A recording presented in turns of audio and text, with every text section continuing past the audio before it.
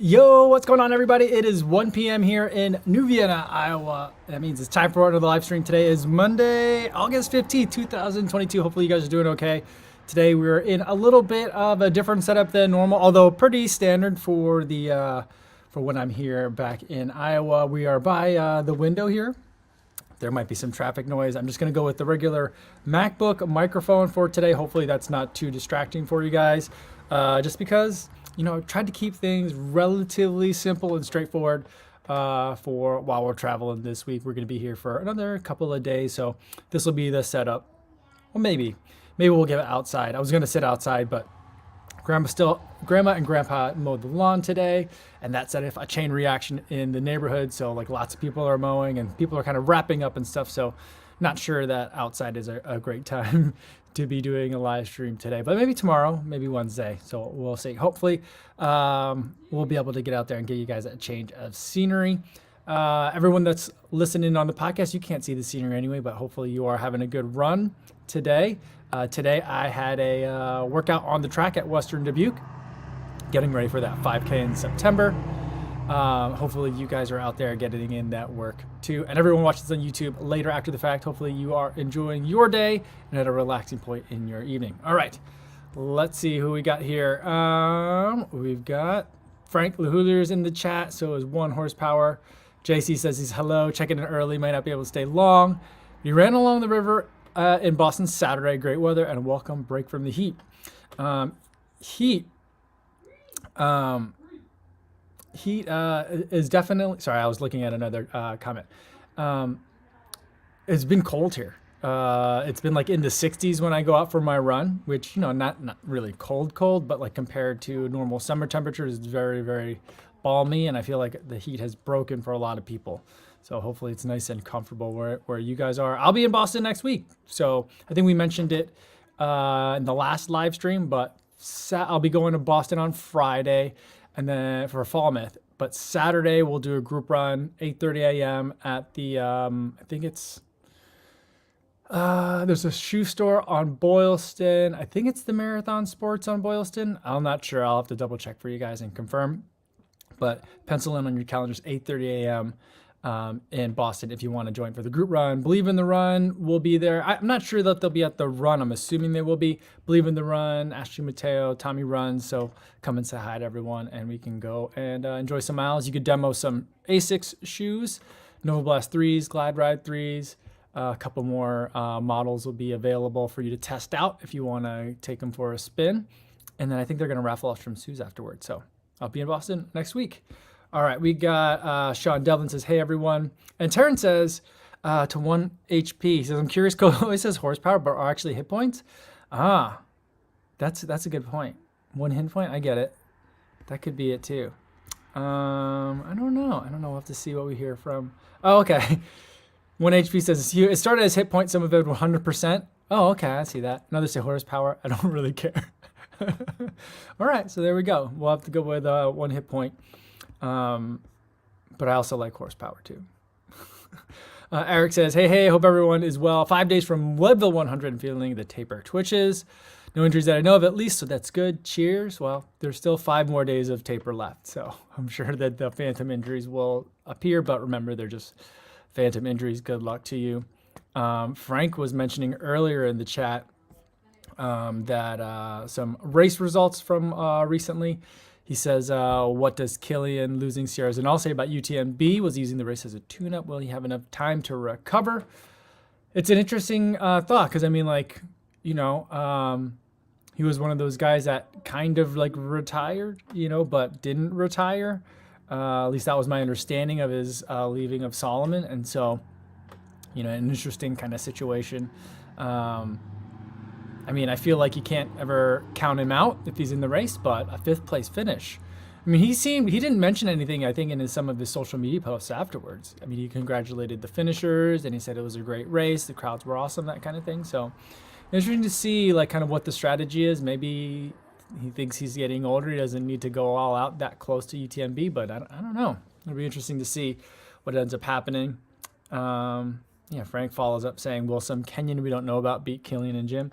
I think that's a discussion that's been happening for a long time.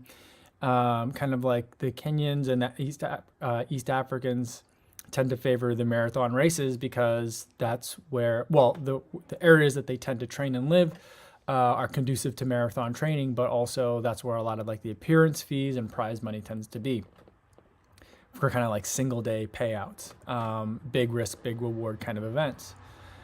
Trail running hasn't really had that yet, but as there's more money entering into or flooding into the trail racing space, will that dynamic change? Will some of the big names start to change? So that'll be interesting to see. I'm very curious about that. One of the things that I'm hoping on, if anyone knows anything, now I know I've been following some results on Twitter for the men's and women's European Marathon Championships from this morning. My Twitter feed was like full of like Alice Wright updates, but she ran in the Carbon Rocket X2s. But I just didn't, and I saw that the German, what's his name? I forget his name. Ended up stealing the win within like the last 50 meters. So it was a pretty interesting finish. But I don't know much else than that. If anyone has any updates or interesting observations from that, I'd love to be able to hear it. Let's see. Hunter Holt says, "Hey, Co, new follower, a previously lapsed runner and fellow Chicagoan. Awesome. Thank you for all you do. Found your content both informative, inspiring, and fun. Awesome."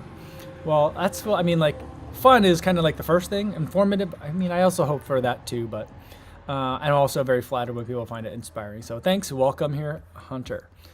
He said, "I just listened to the long run and really appreciate the honesty regarding the journey. I know there are many haters out there, but I really appreciate all that you do." Well, thank you very much. I had a lot of fun sitting down with Jonathan while I was up there in Boulder. And I'm glad, thanks for Ruby, who works with Jonathan, for the one that was kind of like really driving that we should sit down and record something. So I appreciate her efforts as well. So it was a lot of fun to have that conversation. I have to go back and listen to it because when we were there, his dog was going crazy. I was sitting in its seat, and we almost stopped the taping because the dog kept barking at me and wouldn't settle down. I just was sitting in his seat, and we didn't figure that out till way too late. But I gotta see how they dealt with the barking in that live stream, or not live stream, but in that podcast. Melvin's here, says, "Yo, what's going on, Co and Co?" with a wave. He says, "Looking forward to Chicago 26.2, nervous but excited. Any word on how a shakeout event may look? Can't wait to meet you." What we've typically been doing is on Saturday, it unfortunately tends to coincide with the Chicago Marathon 5K, like they call it like the International 5K or something like that. And but what we'll do is at about that same time in the morning, we'll start at Chess Pavilion. It'll be point to point. So start at Chess Pavilion. So usually if you want to make it a longer shakeout, you can, but a lot of people just will have an Uber drop them off at the Chess Pavilion at Fullerton, North Avenue Beach. And then we'll run along the lakefront. So you get a nice view of the Hancock building. Should be a familiar sight from a lot of the videos. And then we'll run downtown to the Riverwalk and end right at the Bean. And so that should make it so it's nice and convenient. If you are meeting up someone after the 5K, and then also you're much closer then to go pick up your bibs afterwards. So that's kind of probably what the layout will be. All right. Let's see. 1 HP, 1 hit point, says, "Ironman is pumping money into trail running, and I love to see it." Yeah, I mean, I think that like people are like a little bit curious to see what Ironman really is going to do with its involvement in trail running, but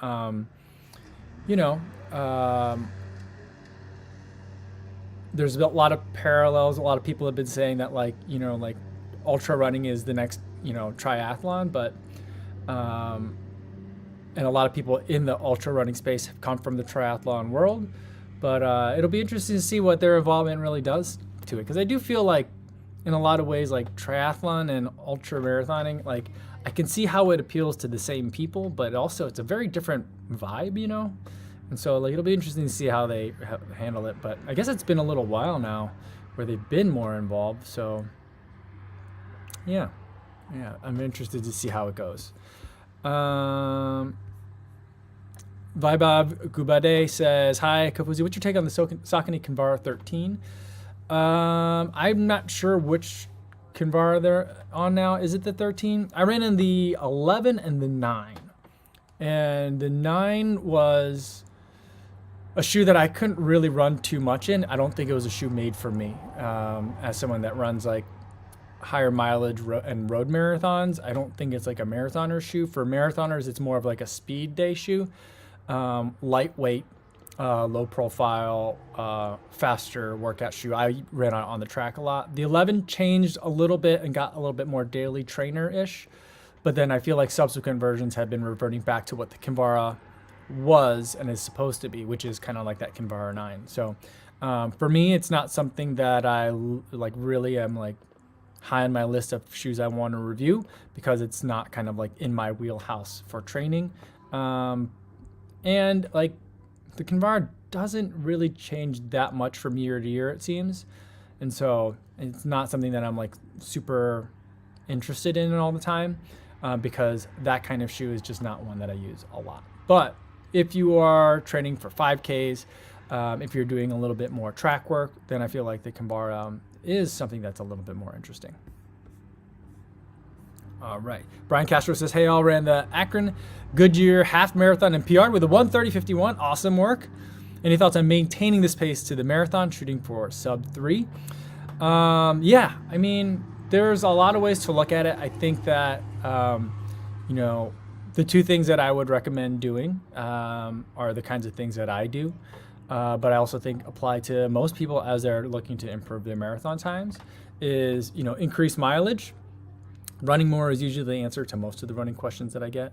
But also, you know, work on doing threshold repeats and threshold pace work. For me, my body responds really well to that. And so I feel like that's been really helping me to make marathon pace, or make what used to be my half marathon pace become my marathon pace. And so that threshold level work, which is a little bit slower, a little bit faster than half marathon effort, doing repeats and workouts using that kind of effort in between half marathon and 10K pace, really stimulates the body to be able to do those longer distance runs. So that's kind of where I direct you. All right. Hunter says, in terms of in the long run podcast, you could barely hear the dog. Okay, well, that's good to know. And that's a magical production work, because the dog was great dog. Love the dog. But he was very excited that I was there. And Sean said, there's something about dogs that don't like about you, Kavuzi, LOL. Yeah, I mean, my wife was worried that I was going to go the same route where I got bit by the dog last time we were here. I've not intentionally avoided that route, but I haven't gone that way. So I'm going to steer clear from that way also, probably for a little while. All right. Pete G, 1980 says, hi, Kafuzi, how's it going? I'm still running at 4 a.m. It's too hot in the evenings, but it feels good to get a run in before work. Yeah, you know what? I am normally a very early morning runner. But ever since the move, I've just been, well, like the move happened right around the time I went to Eugene for Worlds, and I've been doing a lot of traveling this summer. And so like just my schedule has been off, and I just can't get up early. Now the kids go to school a week from today is their first day of school. So like we got to start getting ready to be into a routine. Normally I like to kind of start the routine or prepping for the routine ahead of time, but I just don't think we're gonna have time to do that this year. So it's just gonna be crash landing into full-on like school schedule starting next week for all of us. So I'll be getting back to some early morning running, I think. I'm not sure. We'll have to see, but we gotta tighten things up a little bit. Speaking of getting ready for school,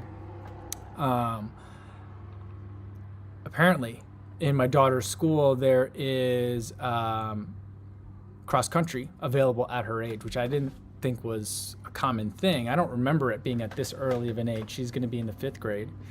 So apparently tryouts are on Monday. I don't know what the tryouts really means. I just think it's kind of like more of like for the kids to try out what cross country really means, because I'm guessing most 10 and 11-year-olds don't really know what cross country means.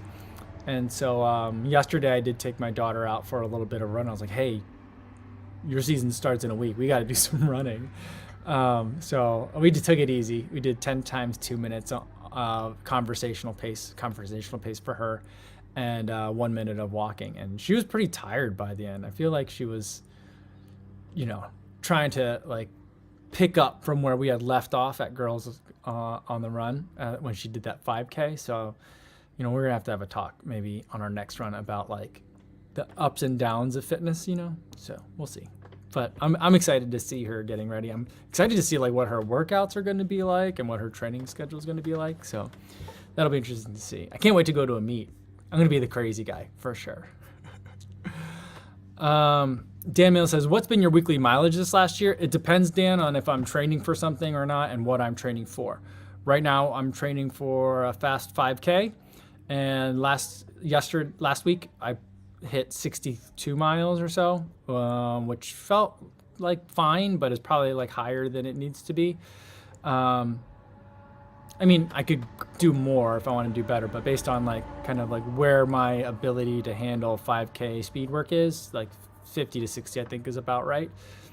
When I'm training for a marathon, it's in the 70s to mid 70s is usually where I top out. I usually also like to get in a day of biking, so it's, still 7 days a week usually of training, but so it just depends. So like anywhere between like 50 and 75 is kind of where I'm at. Nathaku says, hey, I'm prepping for my first half marathon. I run 10 to 11 miles slowly, but I usually do about 5 to 6 miles, then get fatigued. How can I break that wall to go further? Run more and run slower. Keep going slowly. So like, if you're running 5 to 6 miles, get tired, and then are finishing out the last 4 like really tired, you're probably running those first 5 to 6 a little bit too fast for it to be a comfortable, like easy long run. Now, I'm not saying like at the end of 10 to 11 miles, you should feel fresh, like you could go sprint afterwards. But if it really feels like you're working very hard on what should just be an even paced, longer run, then you got to think about reducing the pace on that easy run. A lot of times people will try to correlate or extrapolate from their easy paces what their race paces will be, or more likely they'll say like, well, if I want to run like a certain race pace, then my easy paces have to be a certain level. I think that's kind of like a little bit backwards, right? So I just feel like your easy paces should be whatever feels conversational, and should be something that you can do relatively easily. For 5 to 6 miles is, I feel like that's normal, be able to feel really good about it. Once you get to have a little bit longer runs, I feel like, if I do an easy paced run and it's long enough, I'll still be really tired at the end, so like that's not necessarily a signal of doing something wrong. But the way that you're kind of phrasing the question, I generally feel like you're probably going out too quickly on your easy days, and then your workouts are probably, if you have workouts, they're probably not structured like correctly. Like you could probably do more. So that's kind of the things that I would look at. Lee Wilson says, how long is your taper for a marathon? I've been tinkering around with that for a long time. I've been putting my biggest week at 3 weeks out, and then for from 20 to 14 days out. So like I guess like 22 days out is usually when my biggest run will be, and then from like days 21 or like T-minus 21 to 14, I still have a full week, but the workouts won't be as hard on that week, and then the long run won't be so long either, and then really starting at like 10 days in is when I start to think about like tapering a little bit more aggressively. But it's still, for me, it's very, very little science and much more art. Just like what's kind of felt like it is what I needed to do is kind of how I've been looking at it. It depends on, I feel like it's kind of like landing an airplane. You have some general guidelines of things that you want to do. Get lower to the ground, slow down a little bit, get ready to touch down, but like, depending on how you're coming in when the conditions are at that finish, or not finish, but in that landing approach, what exactly you need to do may need to be tweaked. So if I'm feeling a little bit more beat up, I might taper a little bit earlier. If I'm feeling good, I may keep the momentum going, so it just kind of depends. But I don't know. Like 3 weeks is when the intensity starts to ease up, and then 2 weeks is when the mileage starts to ease up, I think is a better way to kind of put it.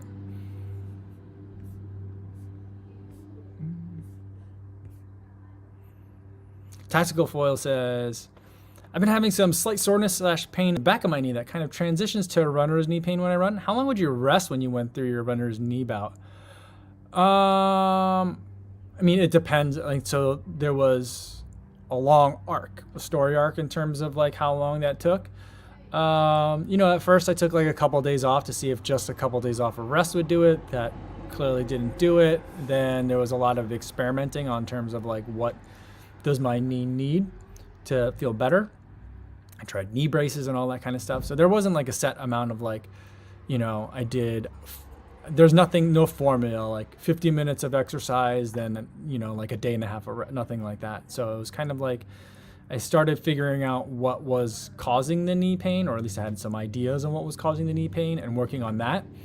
And by working on that, that kind of helped the knee to rehabilitate. And so, yeah, I don't really know how to answer that question, but it took months to kind of figure it all out and kind of get things going.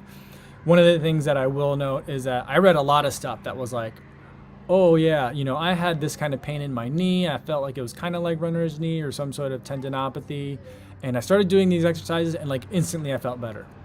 Nothing felt that way to me, but like there were some things where I felt like, I'm getting movement, I'm stimulating the area in ways that feel like they were hard for me to do, but felt good. And so I felt like, all right, this seems to work. So that was it. But I also did reduce mileage. I did not do any workouts, so that was all part of that too. 1HP says, Ironman not being who we want, pumping money into trail running, but it's better than no one. Is it better than no one? I'm not sure. I'm actually not sure. Because, that's like, if no one were, then that would leave a space opening for someone else too, or maybe a couple other entities too. So that's why it's like that. But, I'm not saying that I'm against what Ironman is doing. I just have concerns specifically with how they treated a lot of their triathletes during the pandemic months.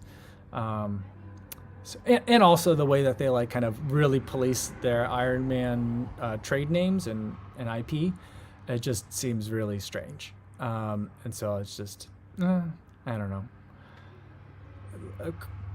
I'm still very curious. Hopefully it all works out great. All right. More important questions. Melvin Umang says, can't decide which color to pull the trigger on for the Endorphin Pro 3. Normally I'd solicit the advice of the missus, but don't want to admit wanting yet another new pair of shoes. I like the black one and I like the white one. The white one, I feel like Saucony can make really great white racing shoes. Like the Endorphin Pro 1 looked amazing. I do think that the Pro Plus looked great, although it was not a shoe that I was interested in. And I do think that the Endorphin Pro 3 in white and the Endorphin Pro 2 in white also looked really great. So the white one is good. But I also feel like Saucony doesn't always do a black shoe very well, and the Endorphin Pro 3 in black looks great. And so I'm like, all right, that's one that I'm going with. So those are the two. I just don't love the pink. I don't know, something about it that just doesn't like jump out at me. So, yeah. Jonathan said, we started cross country in the 6th grade, middle school in New York. I started doing cross country I started doing track in 7th and 8th grade. I don't remember, I didn't do cross country until high school. I don't know if it just wasn't offered or I didn't do it. I'm trying to think. I just don't remember. I don't remember. But like I remember in high school doing cross country, indoor, outdoor. But yeah, but like I don't remember doing cross country that young. And Jonathan says he did it in 6th or 8th grade to condition for hockey season. And then once he got to high school, gave up cross country for hockey and tennis full time. All right, there you go. So I feel like it'll be interesting to see like who shows up for like 5th grade cross country as well. It's like, are they just getting ready for other seasons or what? But you know, either way. Run Tommy says that the middle school AAU club running is actually a big thing in Florida. Some meets have 1,000 kids. That's wild to me. In New Jersey AAU, there were, I mean, where I was, AAU running wasn't that big, but I know that there's certain parts of the state where it's huge. So, I mean, yeah, I don't get the sense that it's a really big thing in suburban / almost rural Illinois. So, yeah, I don't know. But yeah, like, you know, I see on my Instagram and on Twitter and like TikTok, parents posting stuff from like the AAU meets. And I'm just like, man, look at all these kids running this hard and this fast at that young an age. It always kind of like shocks me. It's very shocking. Sean says, I helped coach a middle school cross country last year. No cuts, 70 kids on the team, herding cats, etc. Yeah, that's why I feel like I can't imagine that there's cuts on that team. Yeah, I think it's more of like making sure the kids know what they're signing up for. Part of me wants to be like, there's got to be a need for volunteer coaching for the cross country team, and I'm like, maybe I could be a booster or some sort, or kind of like a help, just a helping hand. But I just don't want to commit to all that time. I'd like to have that time. Well, either pick up my daughter, the baby, you know, and do stuff around the house. But we'll have to see what the situation is like. But yeah, I'm just like curious, like what's the first day workout gonna be? Like is it a mile time trial on the first day? Like, I don't know. Like my daughter and I, when we got ready for Girls on the Run, the 5K, we didn't do, like, she couldn't get into the program at school because it filled up. So we just ran on our own. I think you guys remember. And most of the time, the longest continuous run we did was like 7 minutes. We would do like 7 minutes on, 2 or 3 minutes off, maybe 8 minutes, maybe 10 minutes as high as we got. I don't remember. But we did a lot of just like walk run. And I'm very concerned that like day one's going to be like, all right, guys, you're going to go run 2 miles. And I'm like, that's for 5th graders is kind of a lot. If they've never run before, you know, so I don't know. We'll see. We'll see.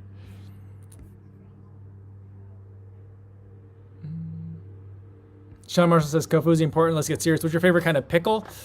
I'm just like, I like dill pickles. I don't like it when pickles get too fancy. I can go for a spicy pickle too. Something that's really peppery or even like kind of like a habanero like infusion kind of thing. I can do that. I usually don't like butter pickles, but I'll tolerate them in a sandwich or even in some sort of like salad or something. What's really peculiar is my wife's family. They all love sweet midgets, like little mini gherkins.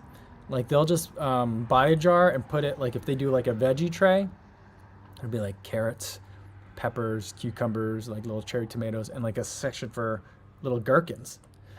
That was weird to me, but they love it, and it's not a bad pickle. Not a bad pickle, but I like a good. That's the only time I like dill. I don't like dill in anything else. Like dill as an ingredient, I feel like almost always I could do without it, except for in a pickle. So that's that. I hope I didn't overthink that question. I mean, that was a question literally about pickles, right? Okay. Burnout Alcohol says, Happy Monday. If you have any advice for racing a road mile in the middle of marathon training block, would you recommend any specific workouts? I'm a very bad person to ask about mile racing. I'm very bad at it. I don't know how to race it well. I did the mile race on 4th of July. Went out way too fast and then basically was running marathon pace for like a third of it towards the middle, and then tried to pick it up at the end. But I would generally say, like, you know, really what are your goals for it? If you really are wanting to focus on the mile goal, then I would say for a good at least month, you know, your workouts should change very significantly. And for a mile, I think that you'd be doing a lot of like hill sprints, 100-meter repeats and 200-meter repeats, like some things that are like really, really short, but working on turnover. Maybe even up to 400-meter repeats at close to race pace. You know, those are some of the things that I would probably look to do. I would personally probably put in more hill sprints instead of doing 100-meter repeats, but those are the kinds of things I would do. I would also look at doing overspeed. Sorry, there's a truck going by. So I'd look at doing overspeed. So like not only doing hill sprints up, but also have a day where you're doing hill sprints down as well. But so those are some of the things that I would try to sprinkle in, like basically instead of your 2 marathon workouts a week, do that for your speed work twice a week, like Tuesday, Thursday, or Tuesday, Friday. And then, you know, protect your long run and still have a nice long run on Saturdays. Maybe not worrying so much about marathon paces and where they're at, but maybe put in some blocks of faster work, but really just focusing on making sure that your mileage is still staying high. I really wouldn't do much of a taper for it. Because I just don't think that there'd be enough time, probably. So that's kind of how I would look at it. Anthony wants to know, am I still scheduled to run Tokyo next year? Yes, as far as I know. And then let me scroll down. I'm way behind you guys. All right. Stevie76 wants to know, what do dill pickles called non-dill pickles? Infidels. Oh, that's funny. Yeah.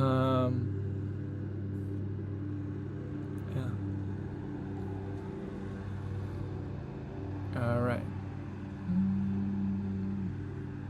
Dr. Funk 1216 says, did a run in a pair of I think that's Tracksmith shorts for the first time ever. It felt very luxurious. They're nice. I do like the Tracksmith shorts. You know, they sent me a pair of like 2-in-1s. They're like a mint color on the outside, and then it's like an ice blue for the liner part. And I'm liking them more and more. At first I was like, this doesn't make sense. And now I'm like, every time they're clean, I'm like, these are nice. I like these. So I don't know. They have a way. Nataku says, I got a black second toe early in my running and it hasn't gone away. My other toes are fine. Do you think it'll ever heal? It doesn't hurt. Say if it doesn't hurt, don't worry about it. Do you mind if it doesn't ever heal? My feet always look gross, so I just don't care.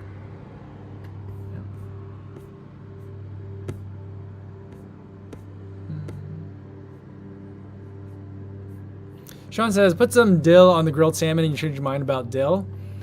I mean, I guess if there's like some sort of like, there's like, if you're putting like especially if you're doing like a sour cream type of dip maybe, but even then I'm like, I'd rather just not have the dill in there. Yeah, I don't know. Dill in the grilled salmon. I've heard of it. I can't say that I ever had it. I'm sure I've had it. I'm sure I didn't mind. But otherwise, I just feel like dill is so strong, and it just reminds me of pickles. I said pickle a lot this episode. And Bernard says, thanks, Koger. I was hoping you wouldn't say hills. I think that hills are essential for milers. Would you say? I mean, I would think so. Because, I mean, the other thing is that it works on power, and it's not going to be as impactful, like in terms of impact. It's not going to hurt the body as much. Because you're probably, well, you might not always do hills on grass, but if you get it on grass, then it's good. But, I mean, I know that I should probably do some hill sprints too. Maybe I need to take my own medicine. Maybe I'll do some too. All right. Jody Beck says, good day, everyone. Broke the first PB for a half marathon on the weekend. 148 down to 144. Awesome. That's great work. That's a huge improvement. Good job, Jody. Sorry I don't have my bell today. We're in Iowa, so yeah. But great work. Wow. 4 minutes. AB says, for the first marathon, is 20 miles adequate for the longest training run? I'd say yes, for sure. I mean, ultimately it depends. Like if your first marathon, you're looking to get under like 250, then probably not. But if you're for the first marathon, you're looking to finish, maybe you have some time goals, but the main thing is to get out there and have a good time. Then 20 miles is going to be plenty.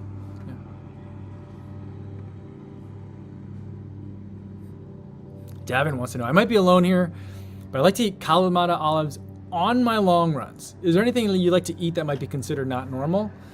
I mean, on the long runs, I don't know. I just like, I eat the runner's nutrition on the long runs.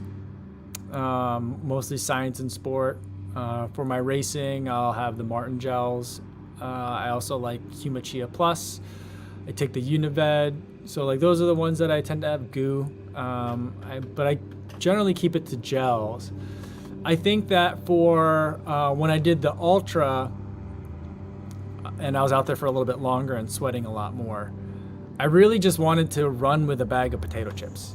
Like I felt like, you know, I could easily like just knock out a good 7-8 miles. Like give me a big enough bag of chips and I'll just run like holding like the bag of chips and like eating the chips as I go. I feel like if I do another ultra, that's what I'm gonna do.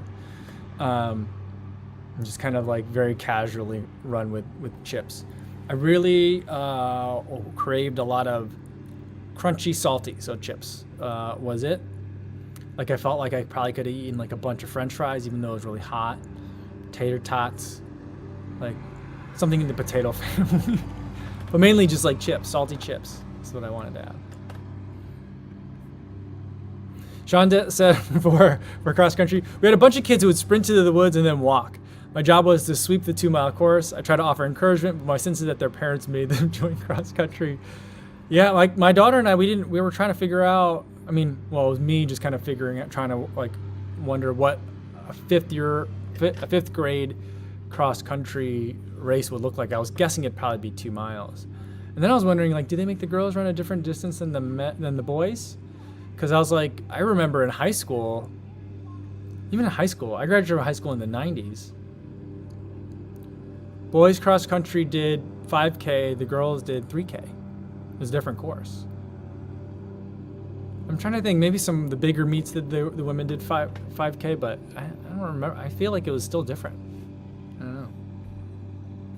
Dr. Funk said, the classic mile workout is 10 times 200 at goal mile race pace with 60-second recovery. Oof, that's brutal. That's rough. Ooh, man.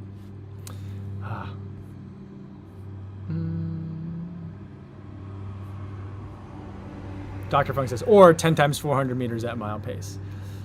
I think I'd rather take the 200 meters repeats. Oh, man.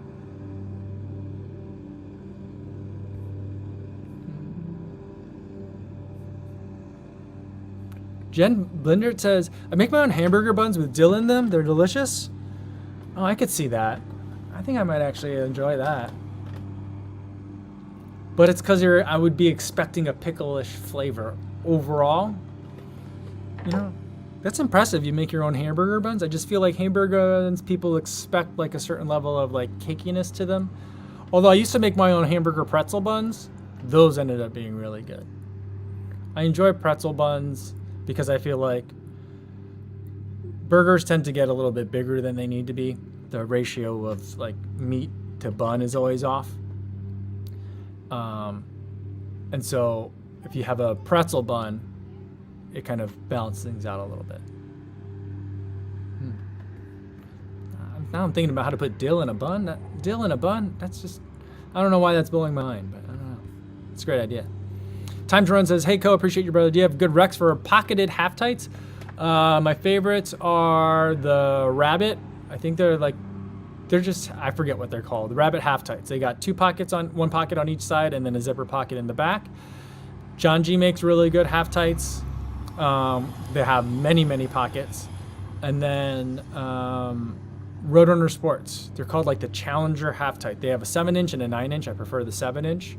The 9-inch also works. And they have side pockets on each. So you could put in a bunch of gels on each side. So those are the ones that I'd recommend.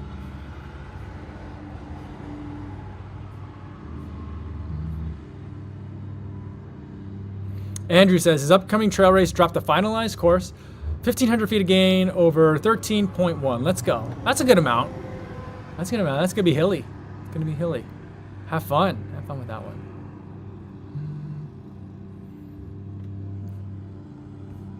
All right, let me keep scrolling down and keep up with you guys.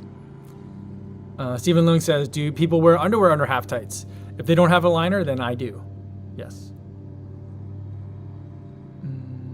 Brandon Tom says, can you recommend a pair of 4 to 5 inch shorts with really solid rear phone pocket with no bounce? Thanks. I'd say the best ones are probably be Path Projects ones.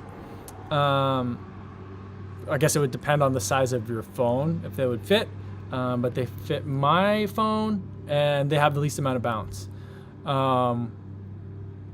Like the Hoka shorts, I ran in them recently. I just put 2 gels in the back and they were bouncing like crazy. The Janji ones, they have a pocket big enough for a phone, but the bouncing is okay, but it could be better. But it's hard with a 5-inch short. There's just not a lot of material to work with to keep things sturdy. So it's kind of like it's tough. Rabbit also makes a good one. Like the FKT short, it's a little bit long. That might be longer than a 5-inch though. Or they might call it a 5-inch, but it feels a little bit longer than a 5-inch. But that one has side pockets, like little reach-in stash pockets, and then a zipper back pocket. That one actually is pretty good.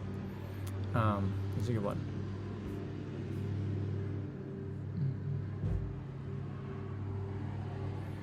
Yeah, Eric says that the Path ones still bounce on him. It's frustrating, but he's picky. No, I know what you mean. But like, I think that like, here's the ultimate dilemma. So the Rabbit ones, I think, maybe do a better job at reducing bounce, but they also basically have like a flip belt built into the short, and so there's just more material and it's warmer. So that's kind of like the trade-off. So like if you want the no bounce, you need a way to stabilize it. That usually means more structure and fabric, and so it gets warmer. So that's like the trade-off. There's still some physical limitations there, but I do think Path does a pretty good job, or better than most.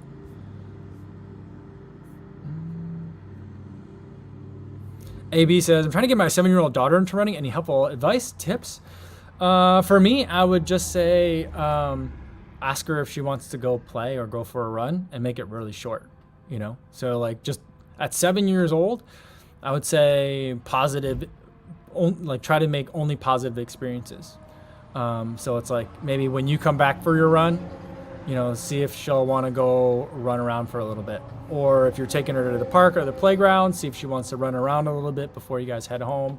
Nothing too structured, more than a couple minutes at a time, you know. And then make sure that like kind of she sees you running as well. You know, seeing that this is something that Daddy likes to do. It's really fun. And make it just positive experiences, you know.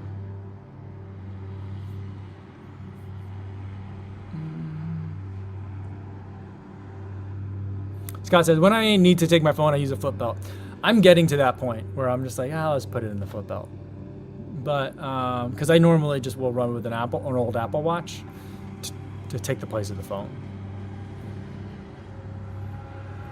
Time to Run says, down the pipe, do you think you'll be doing an Apple Watch versus Stride Pod comparison vid when the iOS gets released? Yeah, I know that they're doing wrist-based power. Maybe, you know, I'm trying to figure out, like, so I'm testing, you know, I like to test watches. I'm testing the Vertex 2. I'll test the Coral Pace 2 next, probably starting next week. Or like, I think I'll bring it to Boston. It'll be my first weekend testing it. But I'm trying to figure out like exactly the best way to do my testing of stuff. So like a super technical Apple Watch versus Stride comparison video, like, you know who does a great job of that? DC Rainmaker. You know who else does a really good job of that? Des Fit. And so like, I don't think I have a lot to add in the conversation in that context.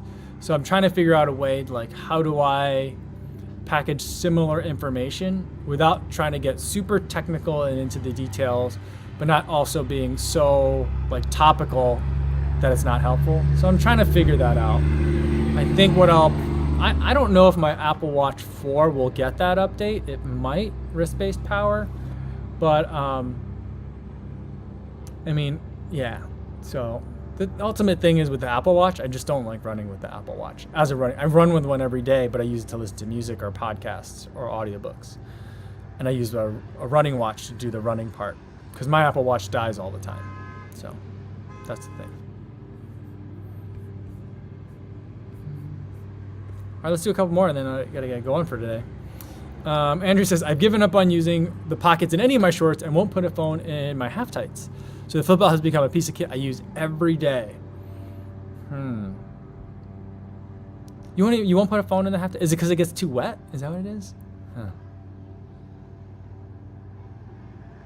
1HP says, the first watch to get a really good audible solution will be my next watch. Yeah, I really have a hard time understanding why Audible, which is an Amazon product, is only on Apple Watch. If anyone else can explain that to me, like I don't know. I don't get it. I'm not seeing it. Maybe Apple paid Audible a bunch to be exclusive for a long time. That would make sense. I'm unaware of that kind of arrangement, but I just don't know. Eric says, I like Chase the Summit for watch and tech reviews too. I watch his as well. I love Matt Legrand, and they do a really good job of going over the technical details without getting super technical, right? And so I feel like there's like grades of like how much in the data do you get, how topical can you get, finding the right balance for the audience. I feel like Dave at Chase the Summit and Matt Legrand have done a really good job of doing that for their audiences. I got to figure out how to do it for you guys. I'm just having a hard time nailing it down, Yeah.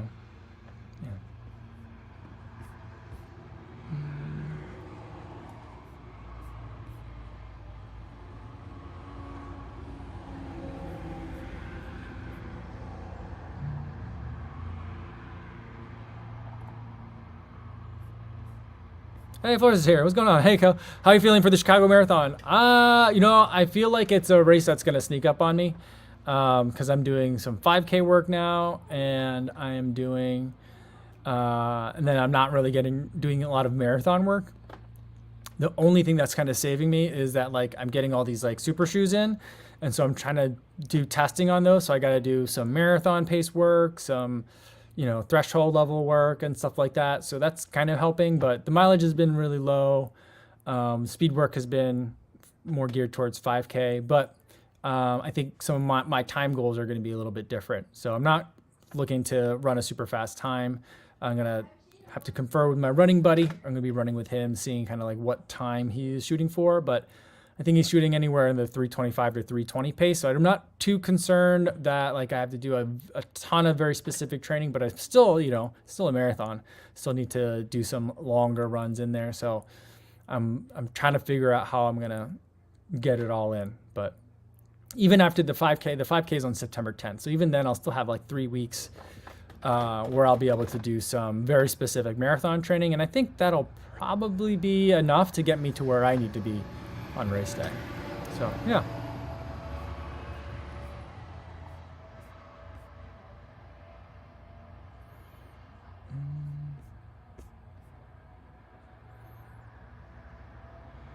Rainrunner thinks that it's Audible is getting paid by Apple to stay exclusive.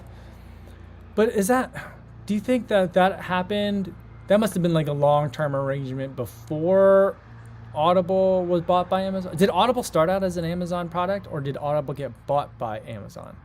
That'd be I don't know.